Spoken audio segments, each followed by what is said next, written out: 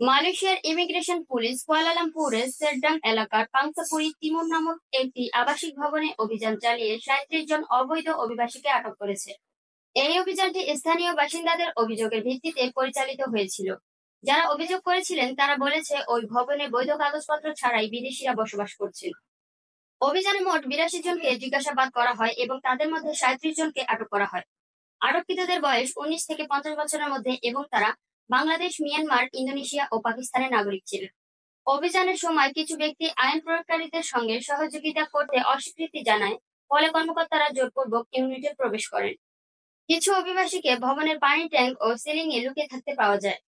আটককৃতদের বিরুদ্ধে ১৯৫৯ এবং ৬৩ সালের ইমিগ্রেশন অ্যাক্ট, ১৯৬৬ সালের পাসপোর্ট অ্যাক্ট, ১৯৬৩ সালের ইমিগ্রেশন রেগুলেশন এবং ২০০৭ সালের মানব পাচার ও অভিবাসী চোরাচালান বিরোধী আইনের আওতায় কঠোর ব্যবস্থা নেওয়া হবে বলে জানিয়েছেন ইমিগ্রেশন বিভাগের মহাপরিচালক দাতুক জাকারিয়া শাবান।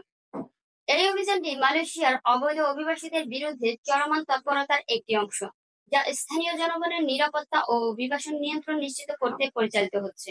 প্রিয় মালয়েশিয়ান প্রবাসী ভাইয়েরা, আপনাদেরকে কালবেলা নিউজের পক্ষ থেকে অনুরোধ জানাচ্ছি, আপনারা কখনোই স্থানীয় নাগরিকদের বিরক্ত করবেন না। এজন্য আপনারা স্থানীয় নাগরিকরা বিরক্ত হয় এমন কাজ করা থেকে অবশ্যই বিরত থাকবেন। নিজে সতর্ক থাকুন এবং অন্যকে সতর্ক করুন।